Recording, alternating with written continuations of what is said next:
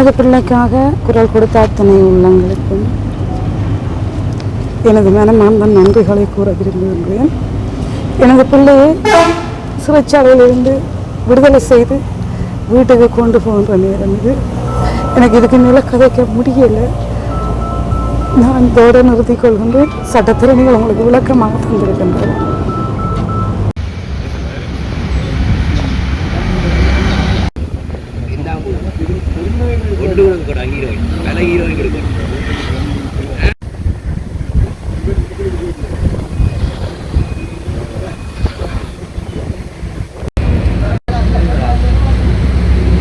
அந்த நாசன் இங்கே வாங்க மண்டே காட்டு.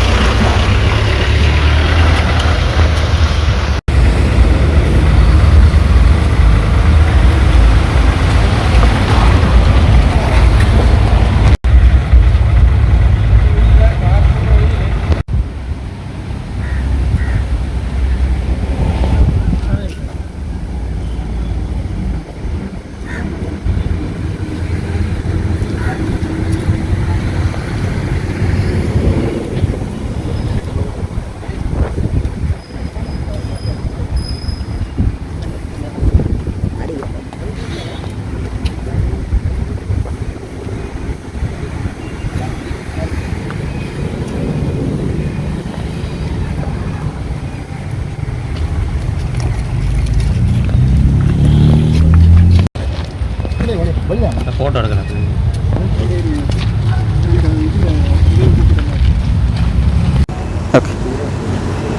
இன்றைய தினம் ரெப்பாடகர் கணேஷ்குமார் சங்கீத்சனர் வழக்கு தொடர்பிலே சட்டத்தரணி கைலைநாதன் சுபாகர் அவர்களால் குறித்த வழக்கு தொடர்பிலே விண்ணப்பம் ஒன்று செய்வதற்காக நகர்த்தப்பத்திரம் அணைக்கப்பட்டிருந்தது. அதேவேளை மாவட்ட குற்றத்தரப்பு பிரிவான வழக்கு தொடர்பான மாவட்ட குற்றத்தரப்பு போலீஸ் பிரிவினராலும் குறித்த வழக்கு தொடர்பில் சட்டமா அதிபர் திணைக்களத்திலிருந்து கிடைக்கப்பெற்ற அறிக்கை தாக்கல் செய்வதற்காகவும் அவர்களாலும் நகர்த்தப்பத்திரம் அணைக்கப்பட்டிருந்தது. குறித்த நகர்த்த பத்திரங்கள் அணைக்கப்பட்டதன் அடிப்படையில் குறித்த வழக்கு அழைக்கப்பட்டிருந்த பொழுது போலீசார் வழக்கு தொடர்பான போலீசார் குறித்த சங்கீத்சனது வழக்கு தொடர்பிலே தாங்கள் சட்டமா அதிபர் திணைக்களத்திலிருந்து ஆலோசனை பெற்றிருப்பதாகவும் குறித்த ஆலோசனையின் அடிப்படையில் குறித்த வழக்கு பயங்கரவாத தடை சட்டத்திலிருந்து நீக்கப்பட்டு இலங்கை தண்டனை சட்டக்கோவையின் பிரிவு 120 கீழாக சாதாரண ஒரு குற்றவியல் வழக்காக தாக்கல் செய்ய இருப்பதாகவும் அது தொடர்பிலே தங்களுக்கு சட்டமா அதிபர்களிடமிருந்து அறிக்கை ஒன்று கிடைக்கப்பட்டதாக விண்ணப்பம் செய்திருந்தனர். சட்டத்திரணி கைல்நாயன் சுபானவர்களாலும் குறித்த சந்தேகமான சங்கீத்சனரது பிணை தொடர்பிலே விண்ணப்பம் செய்யப்பட்டது. எனினும் குறித்த வழக்கில் பொழுதாருக்கு அனுப்பப்பட்ட அதே அறிக்கை கௌரவ சாவச்சேரி நீதவானுக்கும் சட்டமா அதிபர் திணைக்களத்துக்கு அனுப்பியிருக்கப்பட வேண்டும்.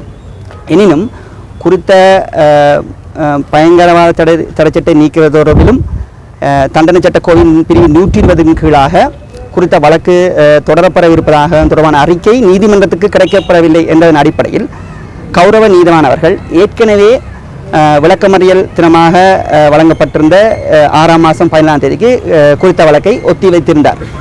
எனினும் அதன் பின்னராக குறித்த வழக்கு தொண்டர் தரப்பு குறித்த சட்டமா அதிபர் திணைக்களத்தின் பிரதியை மூலப்பிரதியை அல்லது உண்மை பிரதியை நீதிமன்றத்துக்கு தாக்கல் செய்யவிருப்பதாக எங்களுக்கு கிடைக்கப்பட்ட அறிவுறுத்தல் அடிப்படையில் சட்டத்தரணி சுபாகர் அவர்களால் கௌரவ நீதிமன்றம் நகர்த்தப்பட்டதன் மூலமாக குறித்த வழக்கில் சங்கீத் சனது பிணை தொடர்பில் விண்ணப்பம் செய்வதற்காக அனுமதி கேட்கப்பட்டிருந்தது.